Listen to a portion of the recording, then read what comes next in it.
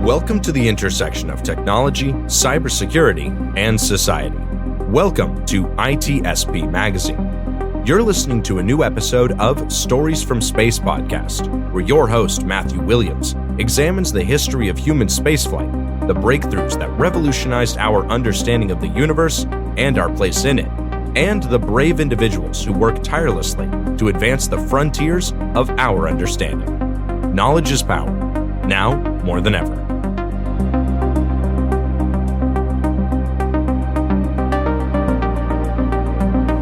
The authors acknowledge that this podcast was recorded on the traditional unceded lands of the Lekwungen peoples.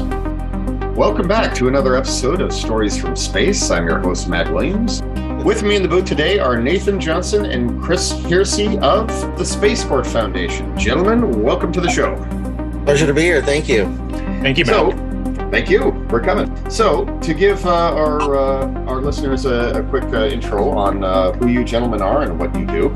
So, the Spaceport Foundation, which the two of you established, is dedicated to space law, the cataloging, collection of it, and also, of course, the creation of it. Because as we enter into the renewed era of space exploration, there are volumes of legal matters that need to be addressed in advance to prevent total chaos. Would that be fair to say? Yeah, in general, I would say that the making of the space law, not so much the foundation, but I think in some sense, in our capacities in our professional lives, Nathan and I have been part of policy making and regulation making. So that's partly true. But the Spaceport Foundation, as you articulated, is dedicated to space law, promotion of space law, education of space law, but also in particular, the rule of law. Because that's very important, especially as those who are trained as lawyers. We have duties to follow, and we can't really respect the law if we're not at least trying to uphold the law, enforce the law, and seek enforcement of the law. So when it comes to what we're doing at Space Foundation on the educational side, we're still running our internship program. We currently have over 20 interns globally. We're going to cap that at 30, and we expect to have a few slots available at the end of the summer for those interested in joining the internship program.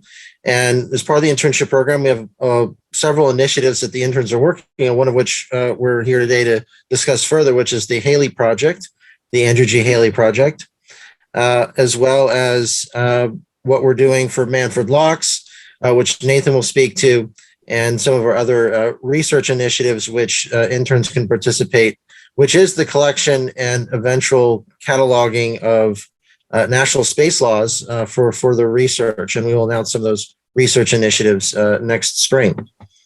And Nathan, I don't know if there's anything else you'd like to add? No, we're just hoping to continue on the work that we've done over the past 2 years. We sort of launched at the very beginning of the pandemic. We've established, a really strong audience, especially with our YouTube channel, and we're hoping to grow that audience there and on social media, and sort of continue, our work as a digitally native organization. Well, that's excellent. Now, a quick question for the both of you. Neither of you are strangers to space or to the law, and in effect, that's how you guys came to create the Spaceport Foundation, isn't it? So, starting with you, Chris, what can you tell us about your aerospace and legal background? So, my aerospace and legal background is pretty multidisciplinary. I originally had a undergraduate degree, started out my education graduating with a bachelor's in mathematical physics and economics, and eventually found my way to space history. And from there, I found space policy and law. And I was, I guess, for a time, a perpetual intern in DC, which is pretty average. But I was able to work, either get graduate fellowships or work as an intern or a low-level staffer, and first starting out in the National Air and Space Museum as in the Space History Division, working with David Dvorkin, I worked for Ken Hodgkins as a special assistant at the State Department, and a few others. And I was very fortunate to get into the University of Mississippi Law School, and I graduated with honors in space and air law certificate that the program had offered and still offers, I believe. And I was able to leverage my past experiences, especially going to conferences as a graduate student, to AIAA conferences and others. And eventually I got a job, very fortunately, at Bigelow Aerospace, and that sort of started my professional career. And started as corporate counsel and eventually director of the DC office for the company. And then today I run a boutique, I would say, consulting business, corporate management consulting business. But I have several space clients that are seeking to send people and things to space. And that seems to be where I've settled in my career, helping companies develop and grow, both in the space industry and other tech areas. So I've really been able to leverage a lot of my experiences and use them and utilize my experience with the Space Corps Foundation, especially through a research program. And it's been really great to have a really great core of officers, including Julia Millette, who's our internship coordinator. And Nathan and I have been very fortunate to have a great partnership. And while it doesn't always feel some days that we're very productive, we do seem to get a lot done, and we're doing a lot. And, we really feel what we're trying to achieve will help at least the general public understand what is space law, because that is our primary research question. Mm-hmm. Now, Nathan, your turn. The last time that we had a discussion like this, I interviewed you, both of you gentlemen, for an article for Universe Today. Now, Nathan, is this current here? Are you part of the House Committee on Science, Space, and Technology? No, that was one of my internships in law school. My journey to space law begins in Hollywood. I have an undergraduate degree in radio, television, and film. So no hard sciences, no political sciences, no pre-law background. But I recalled in 2010, a speech that President Obama gave at the Kennedy Space Center, talking about his administration's continuation of the existing commercial cargo program, and that they would be using that model for the commercial crew program. And this was around the time that, SpaceX was successfully launching rockets. Their rockets stopped exploding, and it was a very exciting time to think about a growing private space sector. And I think many people will view this cynically, but one of my thoughts was, well, I don't have a science background, but I bet all of these new private companies are going to need lawyers. I was probably predisposed to going to law school. It may have happened regardless, but I did become very interested in the way that the government regulation and government procurement was involved with growing the space sector. And that got me interested in space law. And so, I went to law school in Washington, D.C. I got to do internships with the FAA Office of Commercial Space Transportation at the time that SpaceX was doing its first birth with a space station. I interned with the House Science Committee as they were, reviewing authorizations and liability issues for commercial human spaceflight. And it was just a very exciting time at the beginning of the 2010s, because, there were things happening and there were things on the horizon. And, in 2020, it was a very full circle moment for me when we saw SpaceX successfully launch astronauts to the International Space Station. It was the full circle moment of me from hearing about the commercial crew program to seeing the first flight of the commercial crew program in a span of 10 years. And to have been part of that industry during those 10 years, to be starting my career during those 10 years, it was just very exciting for me to see. And people might be somewhat cynical about lawyers getting involved. But I think about a quote from Brian Israel, who was an attorney advisor at the U.S. State Department and is now an attorney at NASA. He gave a speech at the Manfred Locke Space Law Moot Court competition hosted by the ISL in the North American region, organized by me. His quote was, "Lawyers shouldn't judge their success by how many laws they create. They should judge their success by their capacity to advise." And to me, that is the goal. It's not to create more laws and red tape and legal hurdles. It's to be able to advise companies and advise the public and society on how to have peaceful space exploration, because that is the goal that leads us back to the Space Court Foundation, which is why rule of law is written into our mission statement.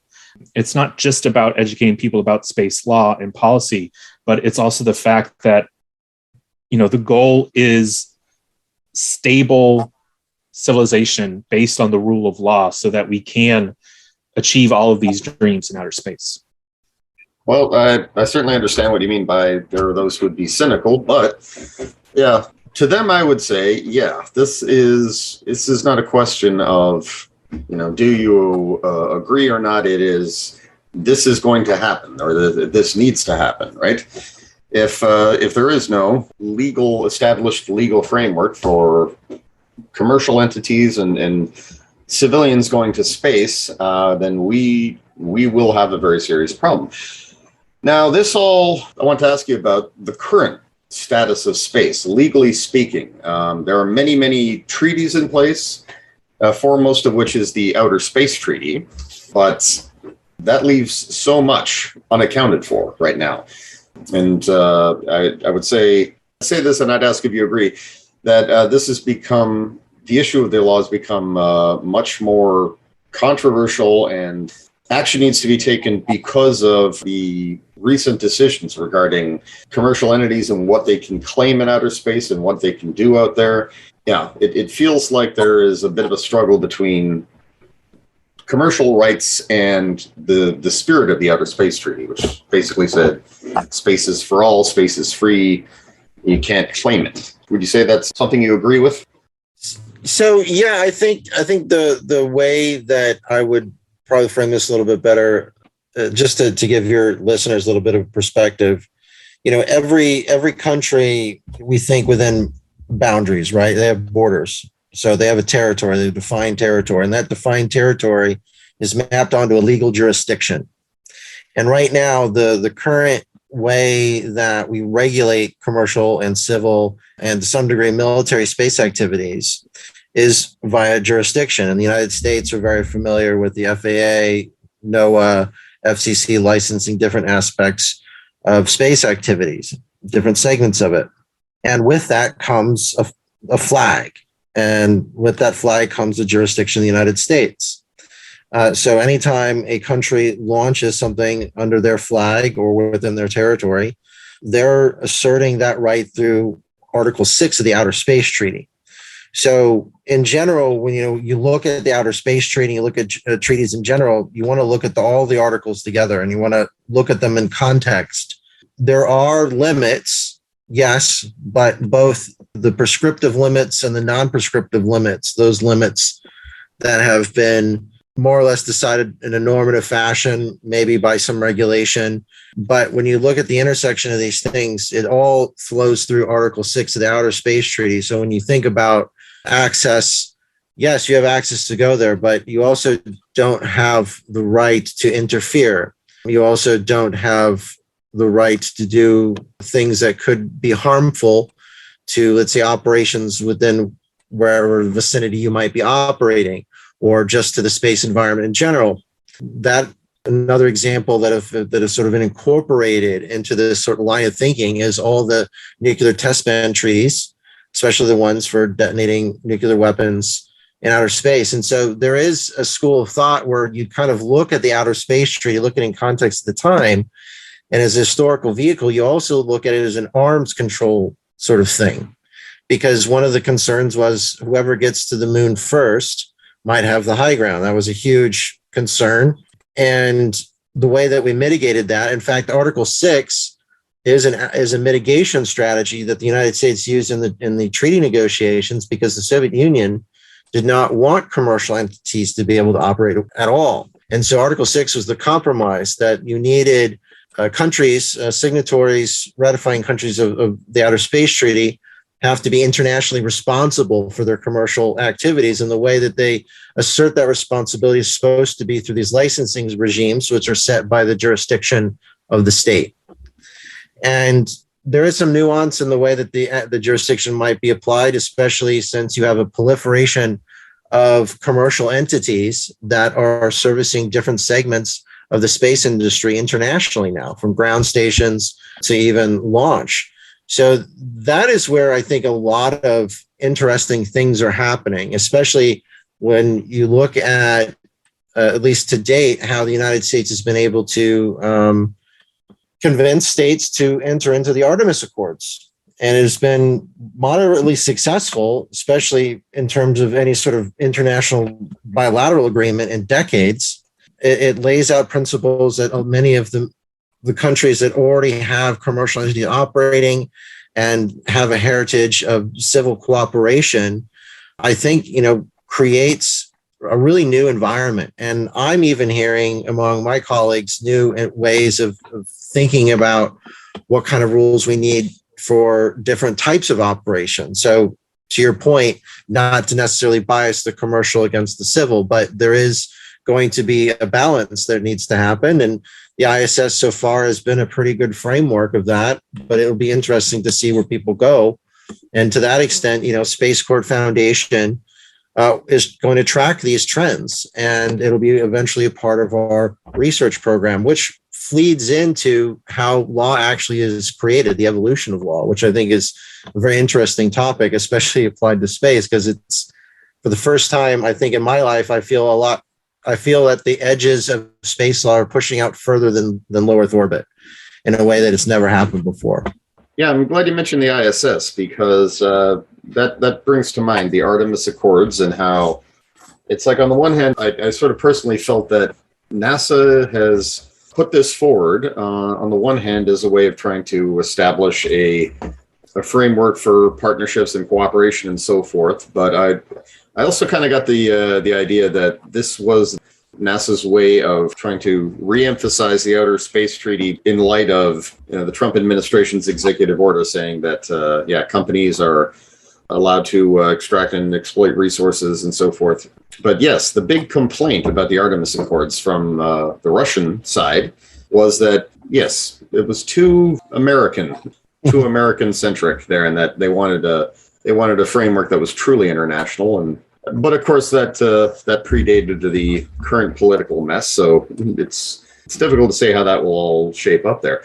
But yeah, let's get to the upcoming conference there in Paris. This is the International Astronautical Congress, which will be happening in September, and it's the 73rd annual. Yeah, so Matt, I think that's correct. 73rd annual International Astronautical Congress, hosted by International Astronautical Federation. And I believe the first Congress itself was also in Paris. And we were looking at the history of space law and policy development, in part because it's not necessarily that things aren't in tension or things, new things are popping up. There's sort of this cycle that there's nothing new under the sun. In one way or another, all of these questions have been considered at least once. And so, part of our mission at the Space Court Foundation is to sort of revive the record, right? And to look back at what has already been established and discussed and worked on. And one of the keys to that early history of space law and policy development is through the life of this fascinating figure, Andrew G. Haley, who is, for all intents and purposes, the first space lawyer. Mm-hmm. As far back as the 1940s, he was getting involved directly in space law and policy and space industrial development as one of the co-founders and I believe the second president of Aerojet during World War II. But, after the end of World War II, and we're looking at the international community trying to reestablish international legal system, he was also there working on the establishment of all of these pillars that still exist today in international space law and policy, including the IAF, the organization that is hosting the IAC.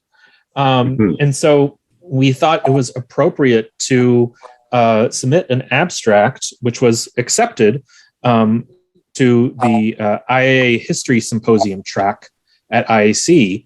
And so we're going to be presenting a paper on Andrew G. Haley's influence on all of the major organizations that are part of that very conference. Andrew G. Haley was there in the 1950s with the IAF, the formation of the International Institute of Space Law, the formation of the IAA, the formation of the American organization, which hosted the previous IAC in Washington, D.C., the AIAA. There are lots of I's, lots of A's.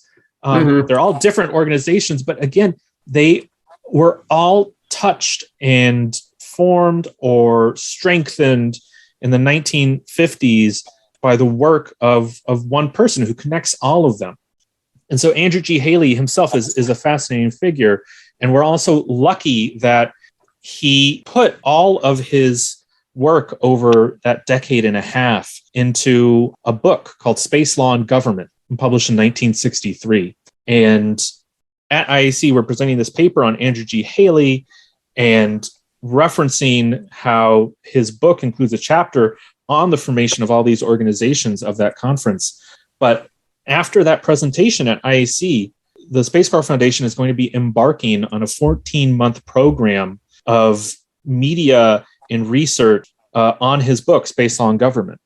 So, yeah, looking at a brief bio, one definitely gets the impression that he is the big daddy of space law. He was like what Kierkegaard was to existentialists, this guy was to you guys. And another thing that I'm impressed by here is that here is an individual who got in on the ground floor and played a major, vital role to something that was just burgeoning at the time. Considering where you guys are in the history of the development of space law here, right? We're about to embark on yet another burst of activity into space, expanding a human presence into space. Do you ever feel like you're doing exactly what Haley did? Sort of getting in on the ground floor and playing a vital role? I mean, I can certainly hope that at the end of my career, I will have achieved even a portion of what Haley did. But it's very intimidating to compare oneself against Haley because, even before you get to the 1940s and, the burgeoning space race leading out of World War II, he was already in the 1930s part of the establishment of a lot of our radio laws and infrastructures. He was involved with the FCC. And before his professional career, the reason he was involved in radio was because he was correct me if I'm wrong, Chris, a transatlantic radio operator. Yeah. So like he in between his summer law school years.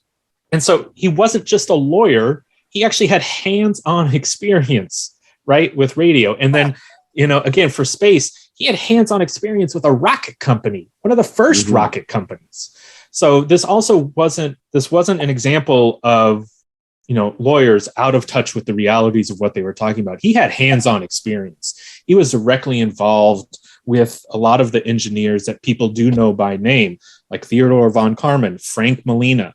And so, that itself was impressive. But the other thing I want to touch on, and just it's not correcting you, I just want to properly contextualize this. He didn't do it alone.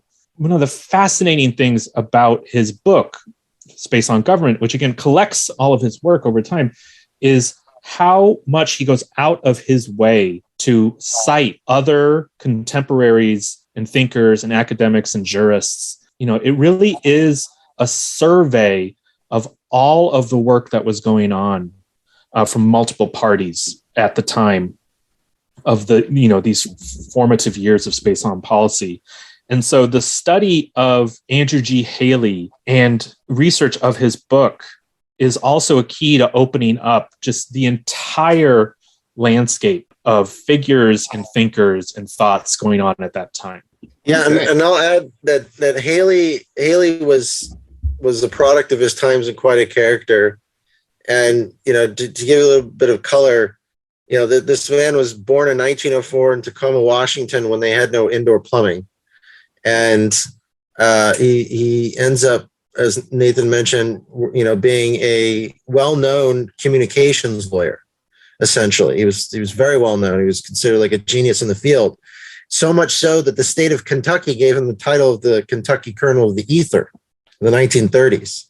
And one of the most interesting and fascinating things for me, especially given the context, is Pearl Harbor happens. A month later, he gets a commission in the Army Air Corps as a major. 7 months later, he's discharged. And you're like, what? What did he do? What happened? He was given a choice by his commanding officer. He says, either you can basically spend the rest of the war at an air base in Greenland, or you can go help Theodore von Karman in Los Angeles get this rocket company going that the U.S. needs for its war effort. And by sheer will, he traveled back and forth between L.A. and D.C. to make sure the government paid the Aerojet so they could get the engineers paid and they can move forward on rocket development. So it's quite fascinating. And the other thing I think is really important is, as Nathan said, he's doing a lot. He's building all of the institutions. He's editing all these things. And after Sputnik happens, he goes on basically a North American European tour of the first space law lectures ever with a guy named the Prince of Hanover, who is a gentleman named Wilf Heinrich.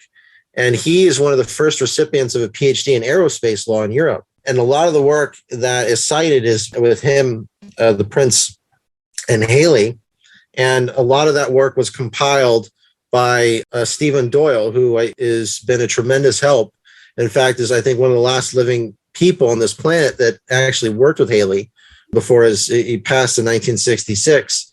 And he's actually has compiled for the last 20 years all his Haley research and has written a draft biography of Haley and his life. It's very complete. It's very forthright, even-handed and honest, maybe brutally so in some areas. But it's a very fascinating read about a very interesting man who's seemed to have been at the right place at the right time, doing the right things. And I always kind of attribute those stories as it's a lot of luck, but it's good to have friends. So in my case, it's good to have partners like Nathan.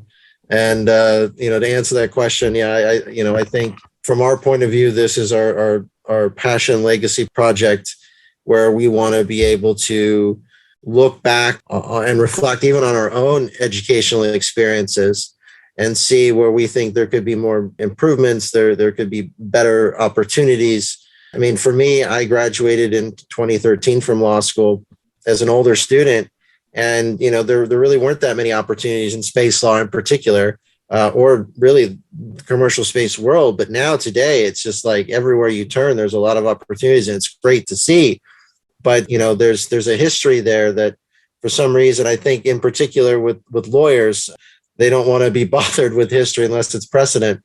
And it's really hard, especially within, let's say, space historians, to find anyone that has even reviewed a lot of this stuff from a historical legal point of view. And a lot of this is frozen in stone, but it is such an amazing snapshot of early space law and what everyone was really thinking leading up to the Outer Space Treaty's ratification.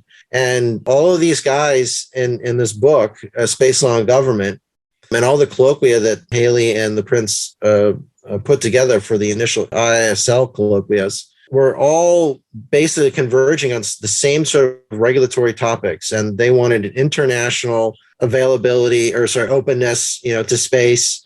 They wanted the U.S. to lead, but, they wanted a robust sort of world. It's so much so that Haley, in his last chapter, Meta Law, is already thinking about how to rules and legal rules apply to non-humans, right? And that is been divergent into its own set of topics, from the SETI point of view to AI, legal personhood, to transhumanism. And, there are still some people burning those candles and looking at what the future holds. Whether or not we get there, still remains to be seen. But nonetheless, it's very interesting for us. Haley is just not only was thinking in the same terms we still think today, but he was already thinking ahead. But I would say that instead of Kierkegaard, one it's been relayed to me, and this is, I think, probably spot on, but Haley kind of takes a Kantian view, right? He thinks that there are certain principles that are inalienable. He's very rule of law based. He wants rules, but he's also pragmatic. And so it's sort of he's just a fascinating character, and we hope that we can bring him more to life. And we also are grateful for Stephen Doyle for giving us a really strong perspective on Haley as a person, which is sort of the missing element in the book. I just want to answer a potential follow-up question. Yes, Kentucky Colonel of the Ether is the same type of commission given to Colonel Sanders of Kentucky Fried Chicken. They were both governor-appointed Kentucky colonels, just of very different subjects. Yeah, different times. Their legacies are slightly different. Yeah. Well, I'm glad. I'm glad you mentioned that. There, that's I think a very important historical footnote, and also that you mentioned how his legal arguments, they actually are related to SETI and will have applications for the future there, and that's it's meta law. He coined the term for that, called meta law. Yeah. Going forward, I can so see how that's going to be far-reaching and relevant there, because there are concerns that as human beings become increasingly integrated with their technology, there's already a term for it: transhuman, post-human. Yeah, transhumanism is going to need there's going to have to be a legal framework to protect personhood, and then very little needs to be said about AI, because we've been having that debate for God knows how many years. Yeah, in fact, we really picked up on that theme early on with our pilot for the Space Bar show, because the premise of that show is the proprietor of the bar is named Hal 9001, and Nathan and I are his patrons. And ex-space lawyers, and we got him legal personhood and back pay from his former employer. So he took that money and bought a bar, because why not, right? Yeah. Oh, God, yeah. One other thing I want to go back to, sort of tying it in with Metal, on how forward-thinking Haley was. His book, the compilation of his work, was published in 1963. And the work that went into that leads directly to the Outer Space Treaty, which was signed in 1967. But one of the sad facts is that Haley did not live to see that culmination of his work. He passed away in 1966. And so for, I think, a lot of people, it's easy to demarcate 1967 as the first year of, written space law. And so Haley, he really predates that. And part of me wonders, had he not passed away, would he be more remembered by being witness and participating in that first establishment, the biggest pillar of space law today? So to bring things back to Spaceport Foundation for a bit there, because I also wanted to mention everything it does. So you mentioned your internship program. Obviously, education outreach is a big part of this, informing students about the importance of space law itself. And you have your moot court competitions. Yeah, let me. Our internship program, is geared towards current law students and young professionals, but we also are the exclusive organizer for the North American round of the International Institute of Space Law's Manfred Lach's Space Law Moot Court competition. And for the past 3 years, it's been virtual for obvious reasons. But we are happy to see this year's North American champions from George Washington University, disclosure, my alma mater. They will be competing in the World Finals, also taking place at IAC in Paris this September. because that's where the regional winners go to. They'll be competing against the regional winners from the European region, the Asia Pacific region, African region, and Latin American region as well. But once that is over, we will begin having North American law students register for the next cycle of the competition. And so it takes place every year. Registration opens in the fall, along with publication of the problem from the International Institute of Space Law. And the work of the competition really happens in the spring semester. Each team is asked to prepare arguments for both the applicant and the respondent. And they have to prepare written memorials for both sides of the argument. And then mid to late March is when they perform their arguments before panels of judges who we get as volunteers from the industry, actual professional space lawyers and government officials and leading nonprofit think tanks. And so, we're very excited to host, hopefully, a return to in-person competition this coming March 2023 in Washington, D.C., eager to have more and more North American law schools register. Interest has been growing as the industry has been growing over the past 10 years. And it's an event that I look forward to because it was one of my first involvements as a law student in the broader space law community. It's a great way to get to know your peers who are also eager and studying space law, but also a great way to meet a term I learned a couple of years ago, near peers, those who are just a year or two ahead of you, as Chris was for me, and then also potential mentors who are already established in the field. And, there's also a great group of alumni like myself and Chris and a number of our colleagues who competed in the competition and now return as volunteers to meet the new students and to offer our best advice and support as they enter their careers as well. So, I think the Moot Court competition is a great way for students to get involved with the subject, with the community of professionals. And if any students have more questions, they can read about the Moot Court competition on the Space Corps Foundation's website. They can also see last year's video presentation orientation for the competition, which we will do again this coming year.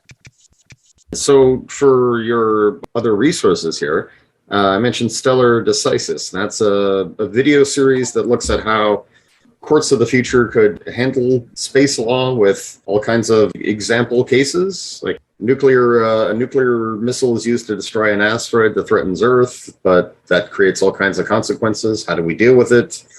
And people laying claim to the moon, which, there's a lot of fear of that right now, that China's going to try to lay claim. And deja vu, huh? Yeah, so Stellar Decisis is our animated pilot. It's fashioned after Moot Court competitions, but the way that we present it is each episode takes on some elements of public international law and space law to tell a story about how you would adjudicate disputes and claims that arise from space activities.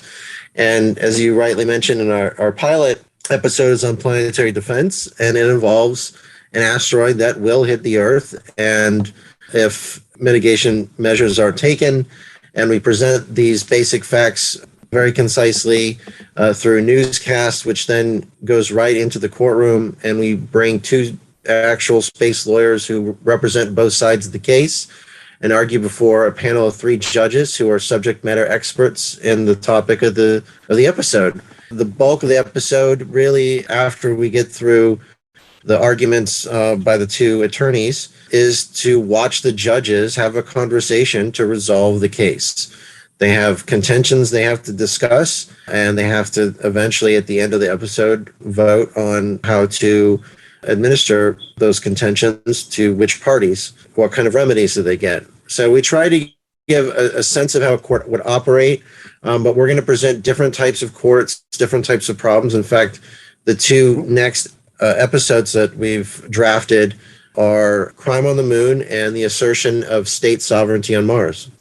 And we have Nathan and I have been working on this. We have about 4 interns that are working on this. And we go through a whole vetting process with many of our colleagues. So we try to make it accessible without overly technical, but being able to follow a basic story. And doing it in an animated style gives us the flexibility. But the other interesting thing about us putting Stellar Decisis together is, we discovered so many talented people within the space law and space policy and just the space community writ large.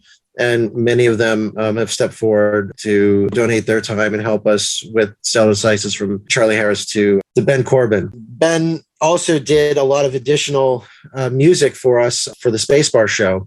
I was going to mention that next. Yeah. Yeah. And so we're working on Nathan and I, and I think we have about 4 other interns, and we have a couple other external colleagues who are helping us draft 5 additional episodes. We're not entirely settled yet on the topics and the themes of each episode, but we have like a billion great ideas, and we hope to be able to have those recorded by the end of the year. But right now we are focusing on Stellar Decisis, and our goal is to at least have a sample of the new episodes ready, at least for audio, if not animated, by IAC. So that's kind of, other than the Haley project, what we've been focusing on, and we've given interns different opportunities across these different projects, and so we're really able to give, especially our younger interns, a lot of interesting opportunities that they can't really get anywhere else.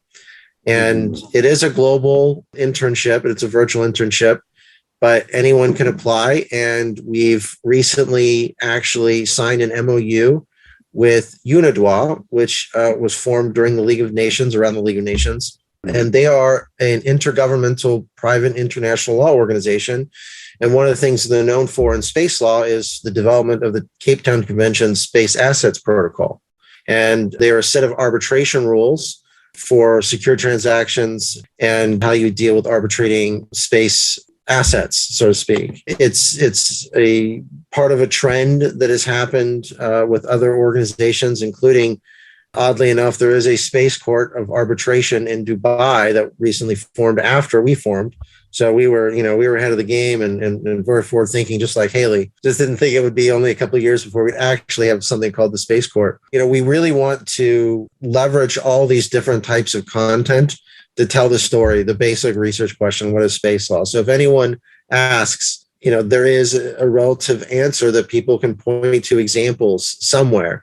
Because even today, and I've been doing this for a very long time, won't say how long, but a very long time, I still get, what the hell is space law? Is that aliens or something? And and as you started out this podcast basically acknowledging, right, is we're going to need these rules in space. And Haley believed that too. In fact, forward of the Space Law and Government, there's a nice quote from Von Karman giving a toast to Haley at the first, I think, shareholders or board dinner of Aerojet. And, he's saying, we are the engineers, we can get us to space, but we need the lawyers to tell us what rules do we need to live by so that we all live in peace. And so I think that's a nice sentiment. So in terms of the upcoming IAC 2022, are there any other highlights that are expected from this year's meeting? I would just encourage everybody to follow us online for any surprises we may have during this year's IAC. And that's, they can follow you online. Just simply type in Space Court Foundation or SCF, and there's sure to be a lot of very, very interesting nuggets. Also, there are multiple interview series that are really worth checking out. First of which, this was launched in 2021. The Women of Color in Space, which is, very, very lovely. They're launched in February 2021 and features women of color from all over the world who are playing an active role in the new era of space exploration and commercial space. Okay. Absolutely. Bye, everybody. Bye-bye. Okay, yeah. So, Chris, can I intro that again? Space Court Foundation also has their interview series, which currently the series that was launched back in February of 2021 is Women of Color in Space, which interviews luminaries from the space industry, from space law and education and outreach about humanity's future in space, featuring the game-changing women who are involved and who come from really all over the world, who are breaking multiple barriers. And that, too, is definitely worth checking out. Yeah, our interview series is something that was the brainchild of Nivi Raju, one of our officers, and Letitia Zarkhan, who's another one of our officers. And they were able to put this series together relatively quickly. And it was really exciting to see them, and who they decided to interview, because there's so many wonderful people in the industry. And it's interesting that they chose these, I believe, 9, and we're still working, I think, on one last one, trying to finish that off. So there still is one more, hopefully, that we'll have. But we wanted to highlight the different ways that you can come into the space community, what different people in the space community are doing. And I think it really speaks to us trying to provide resources and opportunities for everybody. And including those, women of color who may not be fully represented in the space exploration community, so to speak. But certainly, I would say even in space law, underrepresented. And I think the other interesting thing about for us is, I would say many of our interns fit this description. And it's really great for us to be able to give people a sense of, even if you don't want to do law, how can you contribute? And a lot of our younger interns, some of which are thinking about studying law or are studying law, we wanted to be, in terms of servicing the space law industry, we and the interns and young professionals, we understand that. But we also understood that there are a lot of people who don't know space law, maybe hearing it for the first time because they came to our website. And we wanted to be accommodating. So we didn't want to bias, because in a lot of cases, if you have pre-established expertise, there are pathways that there's a circuit for that, right? But for us, we wanted to be able to provide opportunities to anyone who was interested in space law. Nivi and Letitia have done such a great job, and have worked with Mac Lee and Yana, our other officers, and Nathan, to make sure that these episodes reflected the reality that we live in, and reflect what opportunities exist. And we really wanted people to understand us as not just an American organization, but as an international organization, and everyone is welcome. Well, that's great. Yeah, so once again, I encourage everyone to check out Space Court Foundation and its activities, and to stay tuned for upcoming events from the upcoming IAC, which promises to be a very interesting time. And yeah, I wish you guys the best of luck. I will say, I think that when you follow in the footsteps of the masters, or seek what they sought, you're likely to find yourself occupying a very similar role in the future, right? Yes, you're standing on the shoulders, yes, of giants. Exactly, yes. Thank you, Newton, yeah. Yeah, it's like all humility and modesty notwithstanding, you can find yourself in that position. And it's like, at that point, you realize all the greats you looked up to, well, they were just like you. They set out to do something good. They owed a debt to those who came before them, and they would provide similarly a foundation or shoulders for future people. I hope that proved to be true for you guys. That's something that we strive for, and we really appreciate the opportunity and being on your podcast and talking about the Space Court Foundation and our YouTube projects. And we look forward to talking to you more. And obviously, if you need any more space lawyers, let us know. We know how to find them. Hey, no problem. Thank you, gentlemen, for coming out. All right. Thanks, Matt. Goodbye. Thank you so much for having us. This has been Stories from Space. I'm your host, Matt Williams. Good day.